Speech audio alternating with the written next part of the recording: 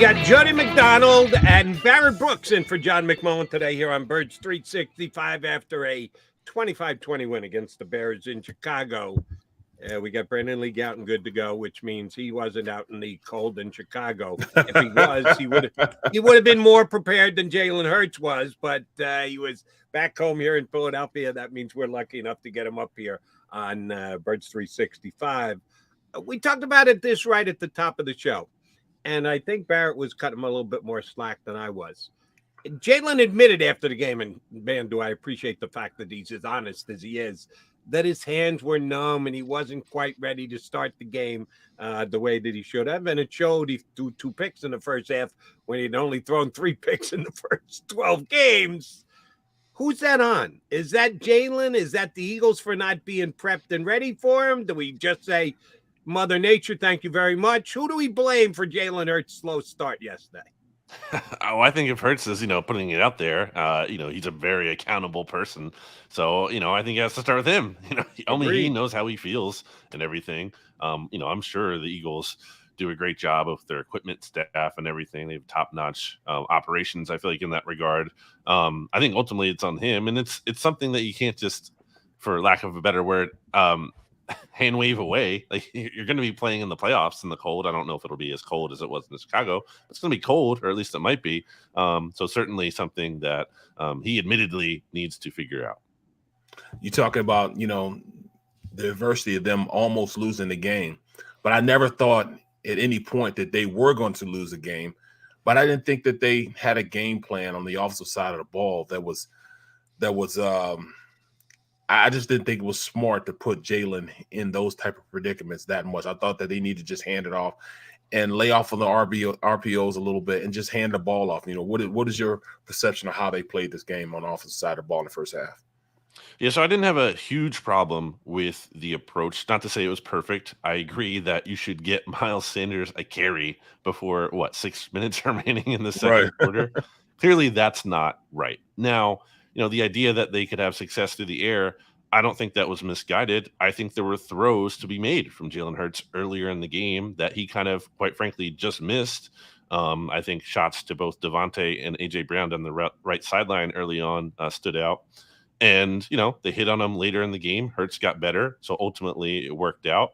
Can't really crush the offense too much for a production that was like their 6th highest in yards this year.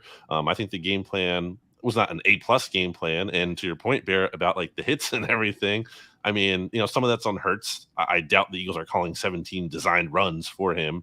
Some of that is his decision making, and that's something he has to be better on too, in terms of not taking those hits. Right. Well, one more. I saw them blitz. I mean, they're starting to blitz them more. This is the last 3 games I've seen them blitz Jalen Hurts more than I've seen before, and he's killing them on it too. I mean, what is it the defensive coordinators are thinking? All right, we blitz this guy, and he's burning them, especially with these deep passes. Why do they keep blitzing him so much?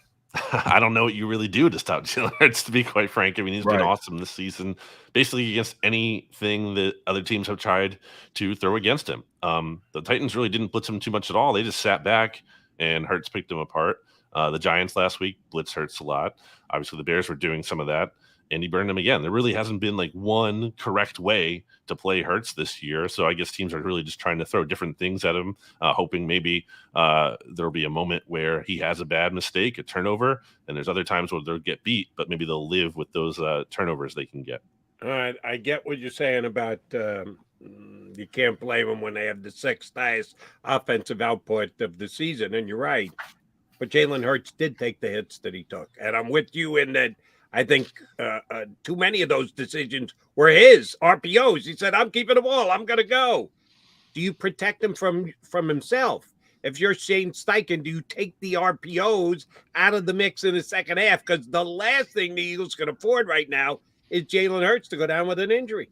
Absolutely. I think that's part of it. I mean, I don't think it's entirely, there are times where I think Hurts shares some of the responsibility, but yeah, I mean, if he's clearly taking all these hits throughout the game too, it feels like there should be a point where the coaching staff looks at this and be like, we need to kind of adjust here and maybe actually run with the running backs. Yeah. I mean, that's what they're there for. And they've been playing. Miles Sanders is having a great season. He's playing well. So maybe give him a couple more carries. I just think that Miles can handle it. First time he's fumbled, used to be an issue with him. This is the first time he fumbled this time, and I almost thought it was a bang bang play. It was crucial, fumble, but I think he's playing at such a high level right now to give him the opportunity. As we go forward, especially against this Dallas team, what do you think is? Well, let me start with Dallas. Joe, if you don't mind, I can go to Dallas now. Going into this game, do you think that Dallas can compete with the Eagles at a high level, or we just head and tails above them, especially with this loss to Jacksonville? I mean, I think the Eagles were the better team. I thought that for pretty much most of the season. That said, Dallas is really good. Haven't been playing their best football the past 2 weeks. Really should have lost to the Texans and did lose to the Jags. 2 games where I feel like Cowboys fans probably expected relatively easy wins. I think Dallas has clearly shown some weaknesses here. They lost one of their cornerbacks, Anthony Brown. That's been a big issue for them. I mean, Trevor Lawrence was carving up that secondary. You look at what Devonta Smith and A.J. Brown might be able to do against this unit. I think you like your chances. They still have Trayvon Diggs, but he can only cover one of those 2 guys, not both of them. So that's certainly a matchup in the Eagles' favor. And then throughout the season, Cowboys haven't been amazing at stopping the run. So again, that's another area where the Eagles could look to attack. I mentioned this first hour today here, BLG, the fact that during the offseason, Cowboys won the division last year. Eagles finished second. The Eagles added A.J. Brown, and the Cowboys subtracted Amari Cooper. He scored 1 for Howie Roseman. And they still haven't replaced Amari Cooper. They thought that they could get Odell Beckham to Ocean. He's not ready to play. They signed T.Y. Hilton this week, but couldn't get him up to speed quickly enough to get him in there. Michael Gallup was going to pick up the slack. Oh, except he hasn't. Do you blame Dak Prescott? Do you blame Jerry Jones? Who gets the blame for the fact that right now, the Eagles and Cowboys doing battle next week, and the Cowboys, again, sometimes things happen that I just don't understand. The Cowboys are a 1-point favorite. Why? How? How are the Eagles not a favorite in this game? But with that aside, Cowboys, I think the way you attack them is that you just make sure CeeDee Lamb doesn't beat you, and you can beat the Dallas Cowboys. I think the Texans almost did it last week. The Jaguars did it this week. Who's to blame for the fact that the Cowboys don't have a second option as a wide receiver? I mean, the Amari Cooper trade was so dumb. It's just really bad. I mean, the return that the Cowboys got for that is like not dissimilar to what the Eagles got for Jalen Reagor to the Vikings. Like it's a similar kind of return, and that's crazy. I mean, he's such a good player, and they clearly just misread the market. Like teams, were willing to give up, like the Eagles were for A.J. Brown, high picks and big contracts out for these receivers, and it's been worth it for a lot of teams. Devonta Adams has been great for the Raiders. Tyreek Hill in Miami, like these are moves worth making, and the Cowboys just went in the total opposite direction. Didn't really make any sense. So that was certainly a huge error. And then look, Dak deserves a lot of blame here too. Like I think there's only 2 quarterbacks, if I'm not mistaken, who've thrown more picks than him, despite the fact he's played in fewer games this year. And not all these picks are on him. And there's some bouncing off receivers' hands, like you saw. Yeah, but you can't throw that many picks, and they're not on him at all. I said this a couple weeks ago that like even before these past couple games, like I just think watching him play, he doesn't really look scary. Like I don't know why anyone would be scared of Dak Prescott right now. He doesn't look quite the way he has when he's been at his peak. So I think he deserves a lot of blame as well. How do you see our defensive line versus their offensive line? I mean, they're playing musical chairs at the right tackle position. Tony Pollard, he's a beast, man, and we all know that Ezekiel Elliott. He didn't play. He may not play against any other teams well, but when he plays against the Eagles, he plays well. What do you think about our defense against their run game? Yeah, Zeke had probably one of his better games of the season against the Eagles earlier this year. To your point, Barrett. Yeah, I mean, it's going to be tough. The Eagles' run defense is obviously not like amazing. I think they did a decent job in Chicago, and I like their chances against kind of anyone right now, just because especially in the pass rush. I mean, they're dominant out there. It's crazy what they've been able to do. They're on the verge of having 4 different players with double-digit sacks. Isn't that crazy? For the first time in NFL history. That's crazy. It's insane. We have 2 right now. That's crazy. We have 2. You have 2, and then Josh Sweat's half a sack away. Brandon Graham is 1.5 sacks away. Like, this could really happen here. So I like the Eagles' defensive line right now. It's not a unit to bet against. Right. Agree on that front. All right. So we do have a trip down to Dallas. And yes, Micah Parsons foolishly compromised himself by what he said about Jalen Hurts last week. I got to again continue to say this because I have to stay by my guns.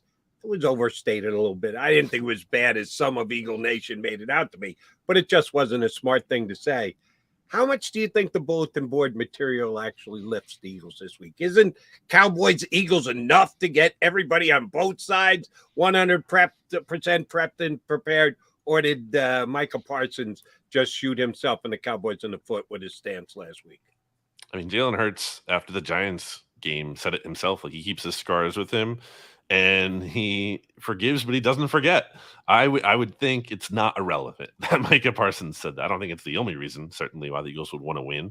They have the 1 seed on the line, and then 2 weeks of rest if they do clinch that 1 seed. But, I mean, to your point, Jody, yeah, I don't think it was the worst thing ever that he could say, but there was no reason to say it. It was only downside. What is the best case scenario that can come out of Micah Parsons saying that is really like nothing.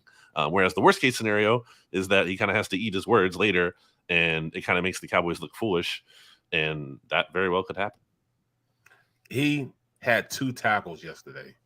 That's it, 2 tackles. And the last time he played the Eagles, with the exception of when Lane left out, he was held.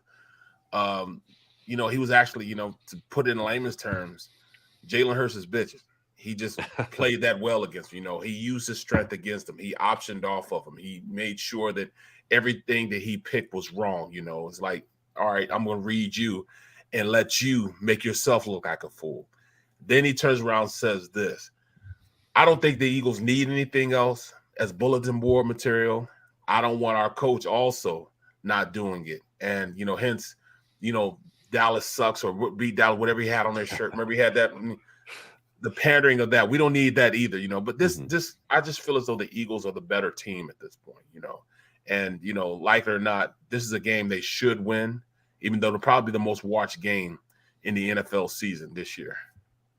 Yeah, I mean, I just think the way they match up against the Cowboys is favorable, and especially in areas where typically, like, think back to Eagles Cowboys of years past.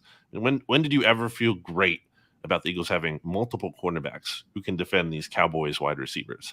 And then again, flip that around on the other side of the ball. The Eagles wide receivers being able to have big games against Dallas, like that's not really existed. And the Eagles are getting Dallas Goedert back presumably this week. That's a huge deal. They've been a pretty good offense without him. They're even better with him. So, I think things are trending in their favor. I'm sure it'll be a close game, but I like everything that the Eagles have going on for them right now. And I trust, again, sorry to oversimplify it, but I trust Jalen Hurts a lot more. Barrett, you said it earlier when you never really had a doubt that the Eagles were going to lose. I think a lot of that's because of Jalen Hurts, and I think he deserves that credit. All right. The Eagles yesterday they ran some great stunts and moved guys around on the defensive line. They even pre-snap, changed guys from one side to the other. Will there be volunteering next week to go up against Jason Peters when he's out there at tackle for the Cowboys? Will Sweat be going, oh, I'll take that side? Will Reddick be going, can I go over to the other side a little bit? BG going, yeah. Oh, I'll play more snaps this week. Are his former teammates and Hassan Reddick chomping at the bit to get at Jason Peters? I think JP can still play a little bit, not like a whole game, but I mean, if you put him out there for a drive, he might be able to handle himself a little bit at a time. And we'll see what the Cowboys do in terms of, Tyron Smith of it all and everything and how they want to configure that. I think they still have a lot of respect for JP, even though, again, if he's out there for a long time, then sure, they might be able to get him. Yeah, I think they'll hug him. I think they'll dap him up. I think they'll try and go by him like he's standing still while the game is being played. He should be a guard at this stage. If he's out there on the island and tackled too much for the Eagles, how many sacks they get yesterday? 6, 7 the week before. Oh, double digits. We talk a lot about numbers. The Eagles could get double-digit sacks coming off that end if he's out there that often. Sorry, JP, but I'm calling him the way I see him. I think he could be abused next week by the Eagles. All right.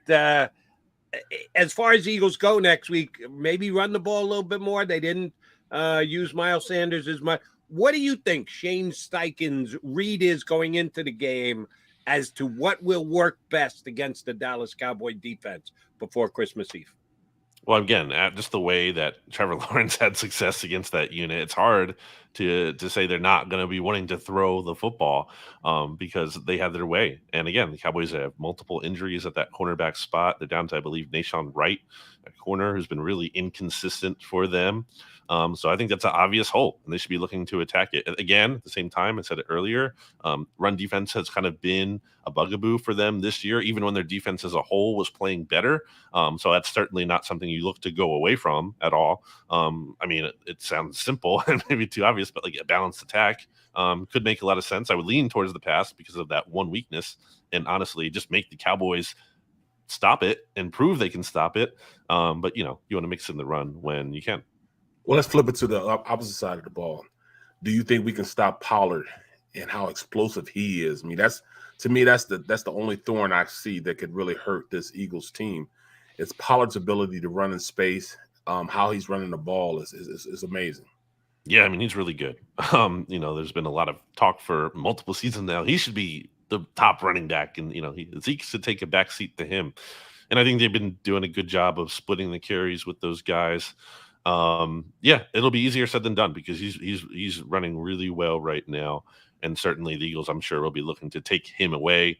I think if the Eagles are facing a Dallas attack that is run, they'll take that to some extent. I think ultimately that'll bear out for them.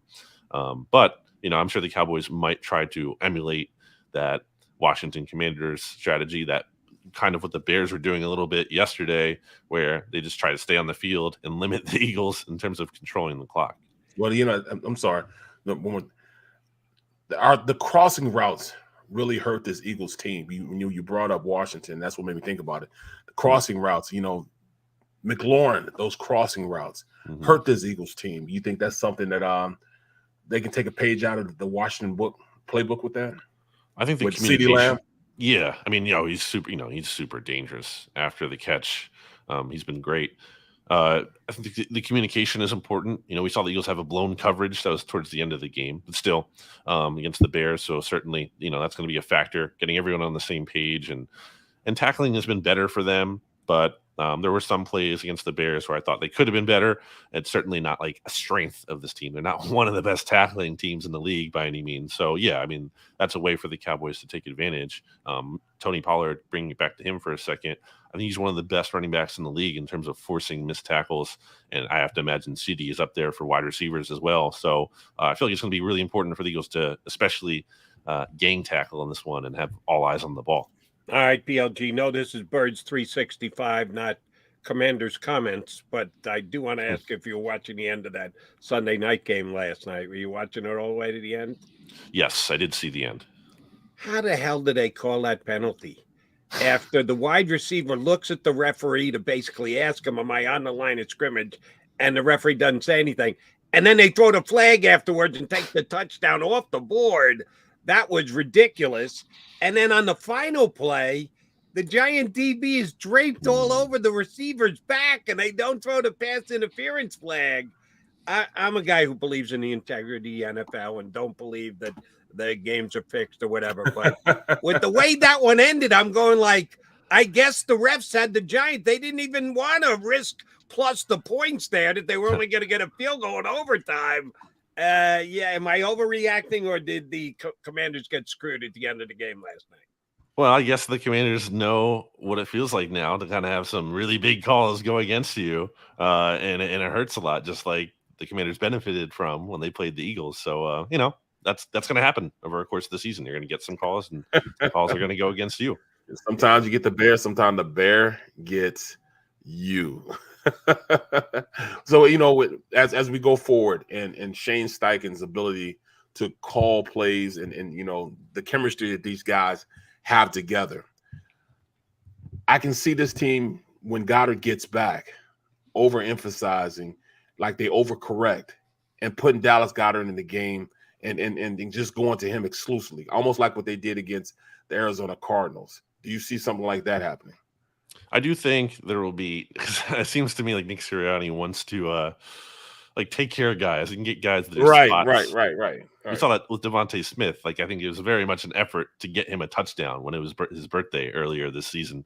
Obviously, A.J. Brown against the Titans as well, which is fine. I think that makes sense from time to time. To your point about overcorrecting, I wonder if they'll ease Dallas Goedert in a little bit, or if it's just kind of be full go from the jump. I guess I'd probably lean towards the latter, because it's not like you can really count on Jack Stoll and Grant Calcaterra to give you a ton, especially as pass catchers, maybe as blockers, if anything. So, I think he's going to be a factor.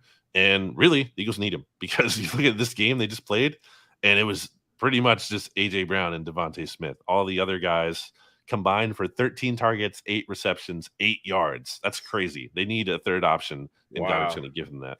Yeah, those are some jarring numbers. All right, BLG, I'm going to get you on the record here. We'll do it with everyone we talk to this week leading up to the Cowboy game. Like we did with you, we'll talk plenty about Saturday's game. But then thereafter, if the Eagles win, we know it's all over. But the shouting, overall home field advantage, division's all theirs.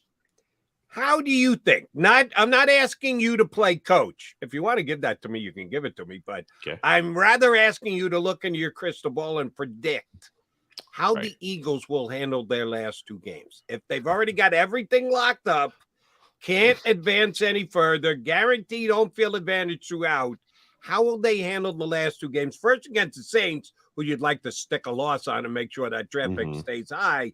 And then the Giants' last game of the season, which I just love the fact that the Eagles could potentially let the Giants walk into the playoffs by not playing their guys. After a couple of years ago, everyone in New York screaming and yelling because how dare the Eagles play Nate Sudfeld? You have to play every single down of every single. All right, we'll get into that later. But I need a prediction out of you how the Eagles will handle using their star players last 2 games of the season if nothing is on the line. I mean, I think you look at the track record of this team going back to training camp and everything.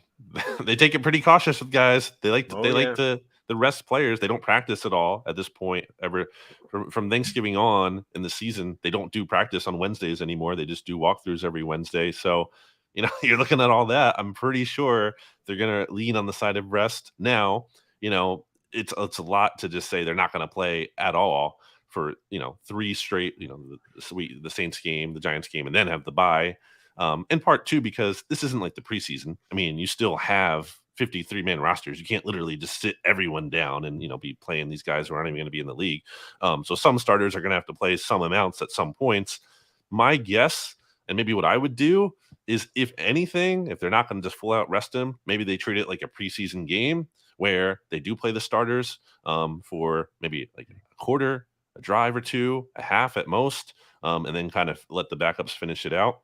But certainly very good, quote unquote, problems to be having to figuring this out. It's very funny how this is a big topic of conversation. It is.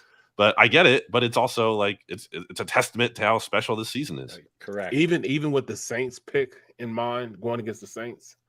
I think I agree, Barrett. But I think it comes down to their singular focus of this organization is winning the Super Bowl this year. That has to be the number one priority, and that's all they kind of, I think, should have to care about, really, at the bottom line. Right. BLG, think you got the right read on it. It'll be fun. I know you'll be writing about it. We'll be talking about it here on Birds 365. First things first, they got this game Saturday against the Cowboys, which they have to win, which I think they will. But then we'll have 2 weeks to talk about how the Eagles are going to handle the last 2 games of the season before the real season gets underway, the postseason. We will certainly have you on during the postseason. Thank you for jumping in with us today, big guy. Appreciate it greatly. We'll talk again soon. All right, Thanks, BLG. guys. That is Brandon Lee Gowton of Bleeding Green Nation here with us on Birds 365. Barrett, they're going to sit these guys. As sure as I'm sitting here, as sure as my name is Joseph Anthony Alowitz, it's McDonald Jr.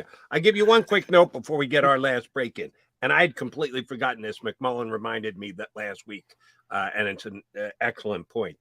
Last year, last game of the season with the Cowboys, Eagles couldn't move up. They couldn't move down. They were locked into a playoff spot. Rested everybody. They played their backups. They had the ability to do so because, if you'll remember, they put like 12 guys on the COVID list. Last year, they still had the COVID list, which allowed you to sit someone and bring someone up from the practice squad and not have it affect your 54-man roster. They gave you special dispensation if you had COVID, which, oh, by the way, the Eagles were lying through their friggin' teeth about who did or didn't have COVID. But they put them on the COVID list anyway, which allowed them to bring up that many more practice squad guys. There isn't that dispensation this year. There's no such thing as the COVID list. So BLG just brought it up. Johnny Mac brought it up all last week. You can only sit so many guys. You can make the determination we're sitting everybody, but you can't because you only have so big a roster. They had that expanded roster way of doing things last year. They can't do it as much. But the big guy, A.J. Brown, Devonta Smith, Javon Hargrave, no way he's seeing the field. Slay. Oh, there's going to be the Pro Bowlers who are going to be on the Eagles heading off to play the Pro Bowl games this year. They will not be playing the last 2 games of the season. He is Barrett Brooks in for Johnny Mac. I'm Jody Mac. We're going to come back, put a bow on the show here on Birds 365. Postgame show with Seth Joyner, I knew that they had a running game. Derek Gunn.